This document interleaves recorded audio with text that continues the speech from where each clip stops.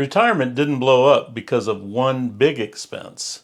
It got expensive in 100 small ways no one warned us about. And the shock isn't that it costs more, it's what costs more once the paychecks stop. Well, this is Tav, and she's finally realized that fixed income does not mean fixed expenses. That's right. And this is Jim, who figured out retirement costs more when the house needs repairs, the deductible resets, and nothing is going on sale anymore. Wow, you're right. And together, we're Unretired AF.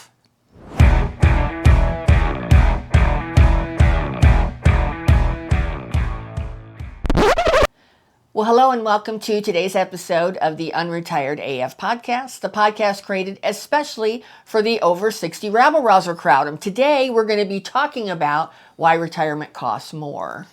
Yeah, I'd like to thank everybody for those that joined our live last night. We do a live stream every Tuesday. If you are a participant in the live stream, you have the chance to win an Unretired AF mug.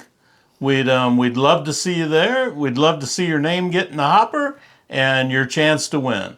So that's every Tuesday. Our live stream at 5 Pacific, 8 Eastern. Eastern. Yeah. Yes. Thank you.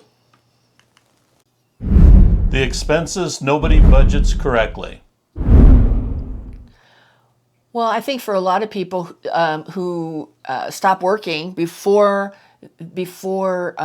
their Medicare kicks in, before 65, they aren't really expecting or budgeting in for how high their insurance premiums can be until they can get to Medicare. Yeah. So that's one thing they forget about, I think. Yeah. Even and on that note, I just turned 65 and went through. Man, give yourself time. It is somewhat of a hassle to get signed up, and it takes a while, and just give yourself ample time to do that. So, as you know, too, Medicare still leaves gaps in both the deductible, in both the premium, and, who knows whatever surprises you can have with that. Yeah. Drug costs are going up. Everything in medical is going up. Right. I mean, Medicare is going to be a great help, but it's not the solve-all for anything. Well, and talk to multiple people about it before you decide what to do, because it's very confusing, and just getting advice from one person might not be the best advice for you. So talk to multiple people who specialize in it. Yeah. Because there are people that specialize specifically in it, and they'll give you a good advice. And just as a side note too, which I've learned because we're trying to move this year. These supplementals are regional. State specific? Some are. Oh. Most are. Well, most insurance is state specific. Yeah. So it's going to be state specific. Like some of the, I want to make sure I use is it the PPOs, the provider networks? They have some that are networks. Oh, right. Oh, look who we have here. That are. We have a little. Very. Well, hello. Well, this hello is Mackenzie. There. Hi. Say hello. Come on, little girl. Come on, get down. Anyway, don't think that it's like a traveling insurance for you, because it might not be. Well, and a lot of people don't realize that. And we know, we've been in the insurance business. I've been licensed in multiple states, and insurance doesn't ever travel across the state lines. Every insurance is state specific. Yeah. And I didn't think about that. That's a really, really good point. Yeah. Well, and another thing that people don't expect, when they're planning for their retirement expenses is, homeowners insurance is going up. Jim and I have seen huge increases. Huge. And a lot of that's due to, there's been a lot of natural disasters. And when there's big money being paid out by the insurance companies, you can see that reflected overall for everybody in their premiums. Yeah. So, expect that.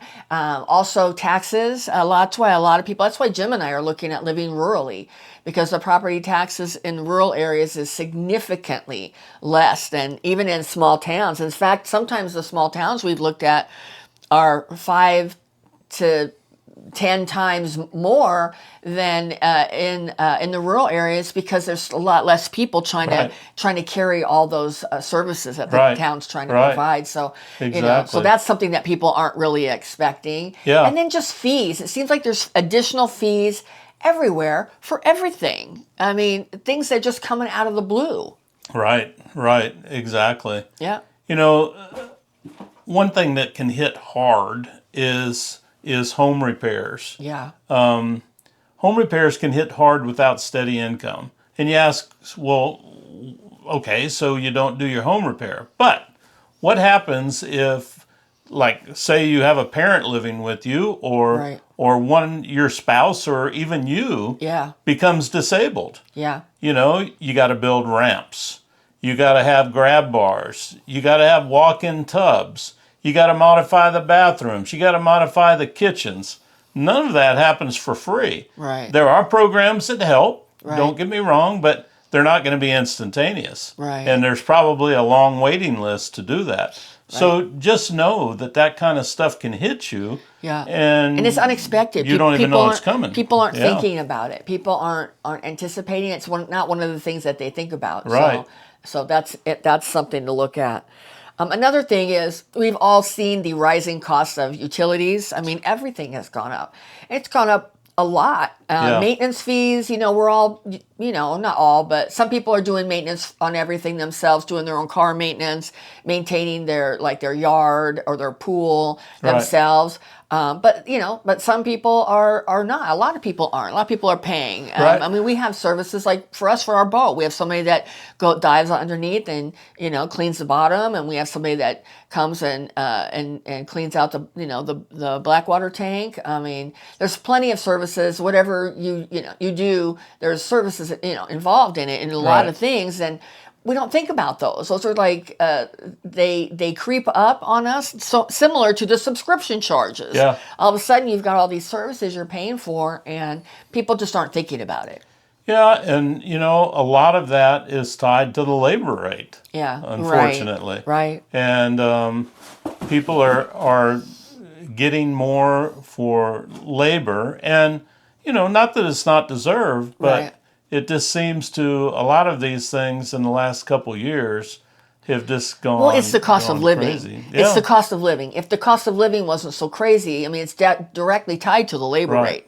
And if things didn't cost so much, wages wouldn't have to go up to keep up with it. Yeah. So it's painting, roofing, HVAC work, plumbing. I mean, just simple things. Like I went to go, I used to get my hair colored before I let it go gray 2 years ago. But before that, I would go and get my hair done, get my hair colored and cut. And I called one salon because we moved and I was looking for a new salon. We moved when we downsized, and I called and she was like, "That'll be $200." I'm thinking, $200? Like, that's insane for, it's like, but that's what it is now. Yeah. That's what it is now for a lot of personal services. It's crazy. To go get a manicure, a pedicure, things like that. So, I mean, a lot of people are just doing all that stuff themselves to save some money. Yeah. Like, that's what I'm doing. I mean, I was able to pay that when I worked. But I can't justify that now, and I didn't want to. I'm enjoying the freedom of not having to have my hair done all the time now. Yeah. So, just know that one unexpected bill can really, really mess things up when you're on a fixed income. Well, like here, I mean, if your air conditioner goes out, I mean, you're looking at $8,000 to $10,000 expense for something like that, and you can't live in Arizona without it. You just can't. It's not like some things go out. You can, put it off until you save up for it, but not with that. Yeah, another big thing, and it's happening around the country, and I see it. Check your insurance policy to make sure your roof is covered. Yeah. A lot of these insurance companies now are dropping roofs. And if they're not dropping it, they're doing it on an actual cash value, depreciated basis. So you're not going to get a replacement. So check that out. Make sure you think you have what you're paying for. We'll talk to your agent about it. Make talk to your agent. Make sure you have full coverage for it. Yep. Lifestyle inflation without lifestyle change. You know, having more free time can mean more driving, but yet, unfortunately, you got to spend more on gas. Right. So I know we had talked previously about that, saying maybe it would be cheaper to do that, but Right. if you like to go, you know, this could be a more of an expense. Well, I think it's going to depend on your activity. Yeah. I think some people, when they stop working, are going to be more active, and some Right. people are going to be less active. So Yeah. it's all sort of dependent on you Right. as a person. As is this next one on, eating out. It can replace workday routines. Like you're used to going to work, and maybe you take your lunch to work every Right. day, and so it's not expensive, and you're going out to lunch more often Yeah. with your spouse or with friends. And so it can end up being more. But if you ate out a lunch anyway at your work, it might not be. It's just going to depend on what your routines are going to be like. Sure. And, you know, depends on where you work. There may have Yeah. been some lunch bars and Right. stuff that had good deals or whatever. There often are. Yeah. Yeah. It's hard to find good deals around your house. But I see a lot of sometimes. retired people, though, also searching out for those bargain deals. Sure. For lunchtime, Yeah. or early dinner specials, Yep. which they've got, We Yep. see them here. We live in a community that has a lot of retired people in Yep. it, and we see them, Yeah. And it's not bad. I mean, some of the deals are not Yeah. bad. Not at all. Some Not of the at deals all. aren't bad. You just gotta look. So let's talk about the hobbies that you finally have time to do.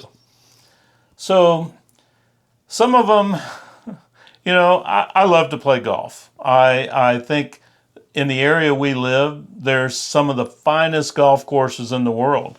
They're always in Golf Digest and golf. Tell people where we are. We have a lot of new subscribers. I'm sorry, we're in the Phoenix area, Phoenix Scottsdale area. And as you know, it's a golf mecca. But they charge a mecca price on some of these in the wintertime.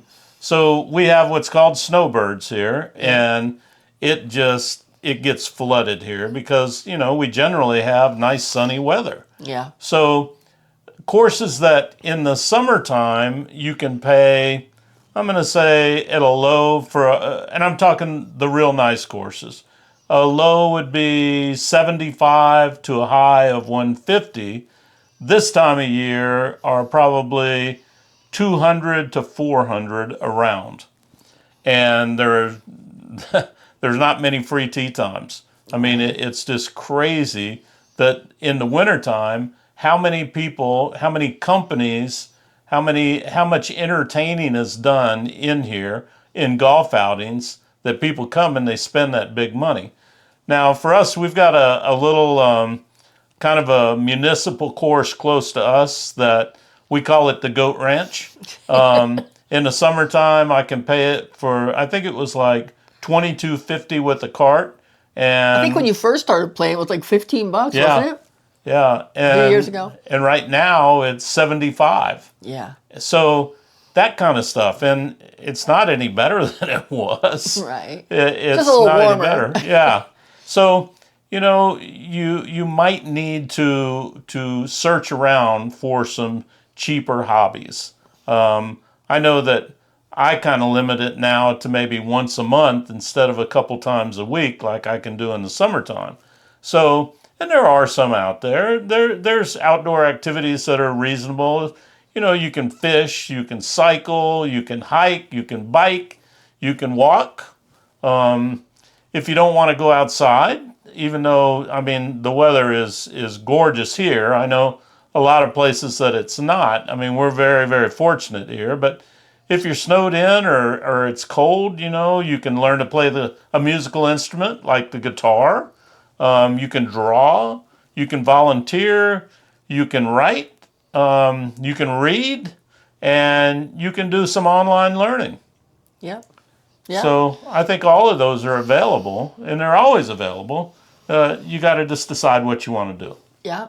Well, and another thing that can change, even though your lifestyle hasn't changed, but the lifestyle inflation can, is let's say maybe you normally, because if you were working, you took one, maybe 2 vacations a year. Yeah.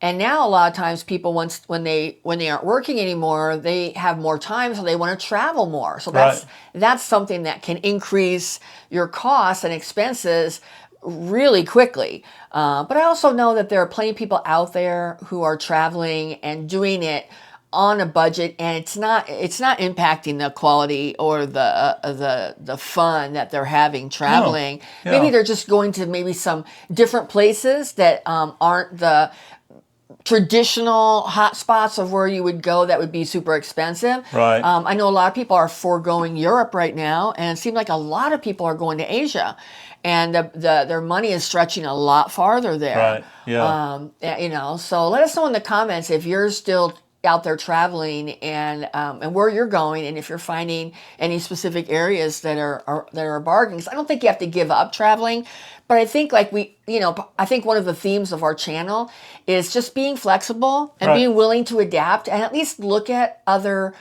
choices. I think you can still have a really good quality vacation time, but maybe change the destination. Yeah. So you're not spending as much. Yeah. So the other thing that can hit us is, helping our kids, our adult kids. That seems to be happening more often now. It seems like the older, more established we are, the more our kids need help. Well, I think that's always been, don't you think? Yeah, probably. I think that's always been that way. But it's just something we don't think about. It's something you don't think about with retirement dollars. You don't. Right. You just don't. Like if your kids want to start a business? Start a business, buy a house. Right. Buy a new payment car. for a car, right. Go back to school. Yeah. Move in with you. Right. So it's just a different world than when we were coming up. It's just a different world. Well, not really. No, I mean it was, but I think parents always helped their kids. Yeah. I think there were always that was just always something. So I don't want to make it like the younger generation is any different than we were when we were younger in that sense, because I'm not anti-millennial at all. I love the younger generations. I mean, sure, our channel has gotten a lot of flack from them coming into our comments and dunking on us, but you know what? We're just going to push back on it. And we always do push back on it. We know that it's bullshit. But that doesn't mean that we don't empathize with some of the things they're going through. Right. They're going through a lot of the same things we're going through in our generation. So we definitely empathize. We definitely understand. And we aren't, we're not anti them at all. At all. Not at all. Well, and another thing that that can happen if you're not necessarily changing your lifestyle, but you can experience lifestyle inflation, is let's say you're going to do a small treat. That can quietly turn into a habit that can all of a sudden have, a lot of expenses over the course of a month. You look at all those little small treats that you did. Oh, we'll just treat ourselves. Like tell everybody 2 weeks ago, we come home from trivia. So we came home from trivia. It was like, I don't know, 9:45, and there's this place that we like that has frozen custard. So we go there, we make our order, and the guy's like, that'll be $14. And I said, what? Yes, sir, that's $14. We got 2 small sundaes. Yeah, 2 small sundaes. And it was $14. So, I used to just...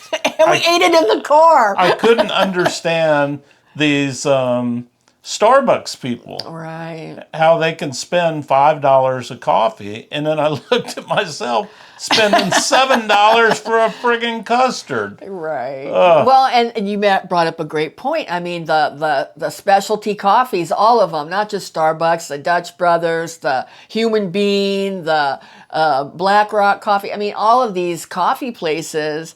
I mean, if you stop and get one of those every day, I mean, you look at your bill for the course of the month, and you're spending $150 or more for one person to get coffee every day. That's just not very smart. I mean, I take that back. I apologize.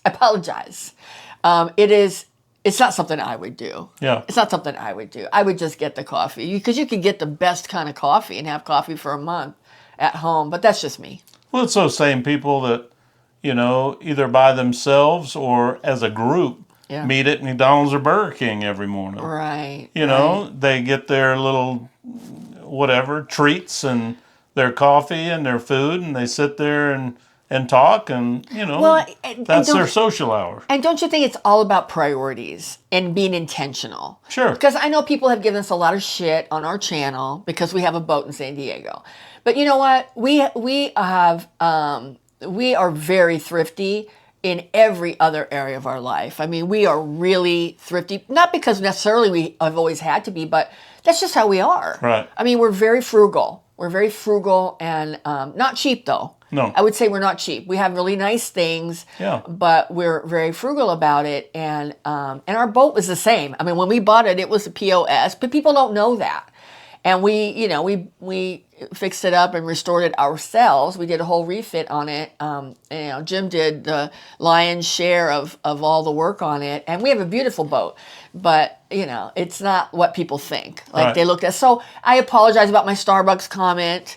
It's all about priorities. Whatever makes you feel good. And for us, it's our boat. And if it's your coffee, you go for it. Right. Because it's just all about, but it's about being intentional, right? Yeah. It's just about being intentional so that we aren't, so that we aren't losing money and not really realizing where it's going. Right.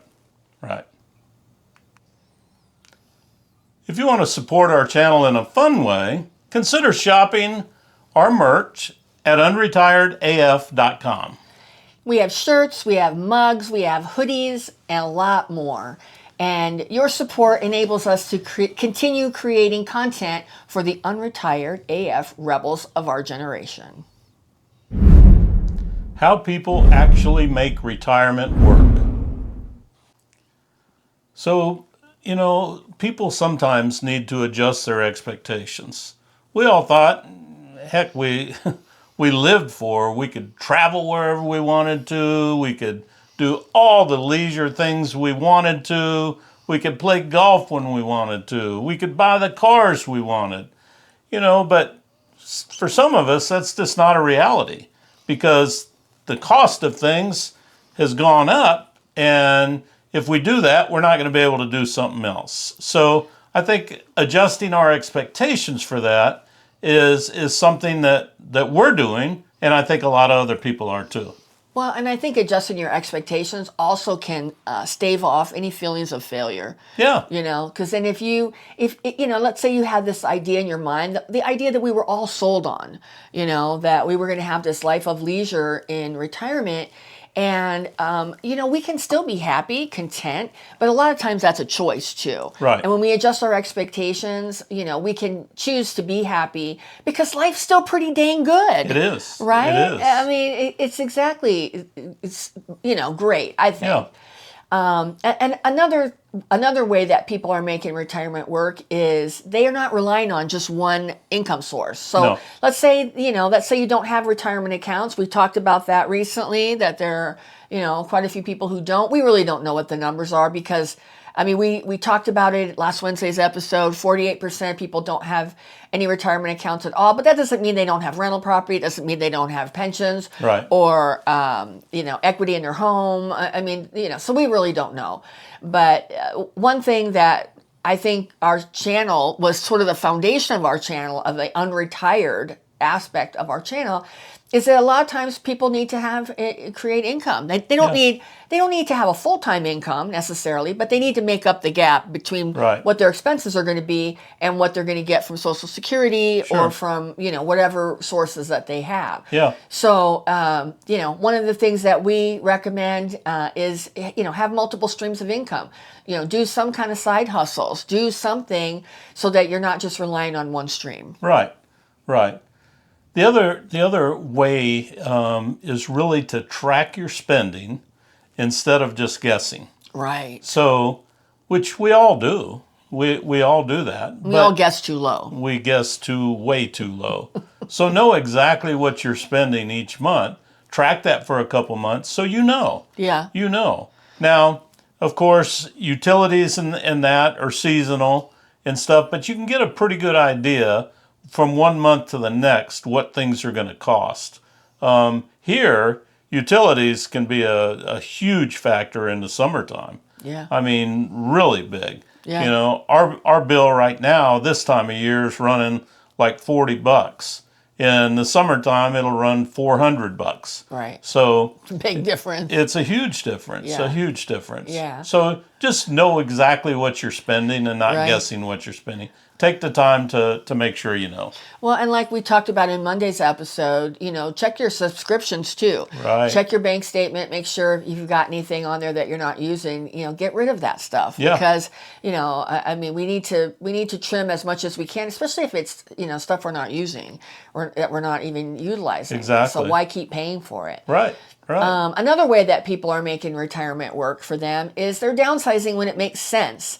And so that doesn't always mean like the traditional concept of downsizing is, you know, selling your big house and moving to a condo. There's a lot of ways to downsize. If Sure. you have multiple cars, you can sell them until you don't ones you don't use anymore. Right. Let's say you have 2 homes. You may want to downsize, get rid of one home. Let's say you have a vacation home. You may want to live in the vacation home and sell the other house, Yeah. or vice versa. I know here in Arizona we have a lot of people who are, like Jim said, snowbirds. And, you know, they used to have a house here in Arizona and a house back in the Midwest traditionally, or in Canada. And now a lot of them have moved into having RVs. Yeah. And they don't have and keep the expenses of the upkeep on a house here anymore. They just have an RV and they come and they have pretty much the same experience, the same Right. friends, the Yep. same activities, but they aren't having to pay, you know, that. So downsize for you, how it makes sense. Yeah. Yeah. The other thing is, you know, embrace flexibility over your rigid ideas. Yeah. In order to make things work, sometimes the plan has to change. If you're a planner and don't like change, there's a lot of people like that. It's going to be tough on you, and you've got to know. I mean, I'll use the old gambler. You got to know when to hold them and know when to fold them. And a lot of times the flexibility it takes is, you know, maybe we're not going to be able to go on that one big vacation, but maybe we can go on a couple small ones. Or maybe we can go on a few stay vacations. Or, yeah, you know, although I'd love to play golf twice a week, maybe I just need to play twice a month. That kind of stuff. Right. And that's all about being flexible. Yeah. Well, and I think the more flexible you are, the happier you're going to be. Yeah. Because you'll find contentment if you just like let go of those rigid ideas. Yes. And I think we've all had them. I mean, I think we all have had them of how we thought they were going to be. And then once you like let go of that, you know, I know with us, with our move, I mean, I have had some rigid ideas and I'm just getting more flexible. I think the process beats you down, right? Yeah. The process of selling one thing and buying another, especially in another state, the process just beats you down until you just, you know, and it's helpful. I mean, I'm making it sound bad, but it is helpful. It helps you to really figure out what your priorities are and what's really important to you. Because things you think are really important to you, I think we discover they're really not. Yep. They're really not. Yeah.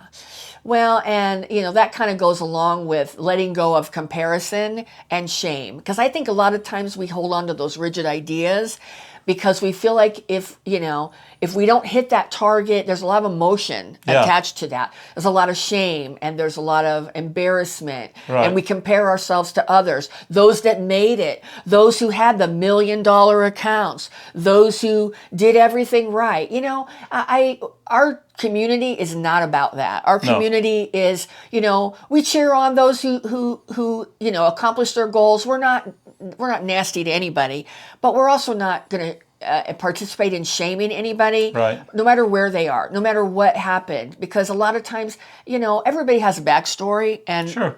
we rarely know what that backstory Exactly. is. So our community here on YouTube is very welcoming. We cheer you on if you set goals and it all worked out for you. Yeah. We're happy. We're super happy for you. We're not jealous. We're not resentful.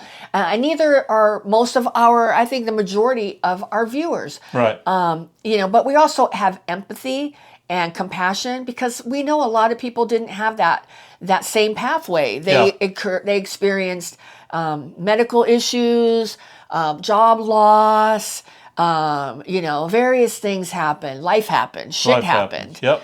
And so we're all in this boat together. And I think just being kind and understanding is one way to do that. And I think letting go of comparison, whether you're comparing yourself to those who are doing better and you feel shame, or if you're comparing yourself to those who are doing worse and you're feeling sort of arrogant about it. We just need to not do any of that. We just need to not do any of it and just be happy. Just be happy where we are and try our best to make our own life better. Yep. No doubt. The takeaway. Well, the concept of retirement costing more than we thought is common. I think there's a lot of expenses that people weren't expecting. Yeah. And I think that it's common. I think most of us have experienced that. Don't you think? I do. And being surprised doesn't mean that you failed. No. Stuff that happens is just stuff that's going to happen no matter what. So don't feel like you're a failure because something unexpected has come up and you're having a hard time dealing with it. Right. This too will pass. Right. Well, and I think we just have to be brave and embrace awareness about things and not let ourselves get into denial. Absolutely. I think we always have a fighting chance to get through these things successfully. Yeah. If we just stay aware of it and attack the problem head on. Don't stick our head in the sand. Yeah. Sticking your head in the sand, none of us, and we've all been tempted to do that. And some of us have done it in the past. And it's never worked out good. No. I mean, it's never worked out good. So let's be brave and tackle these things head on. Yeah. And we also know that small adjustments can make a huge difference. Right. A huge difference. So be willing to look at the whole picture. And if you got to make some adjustments to things, do it.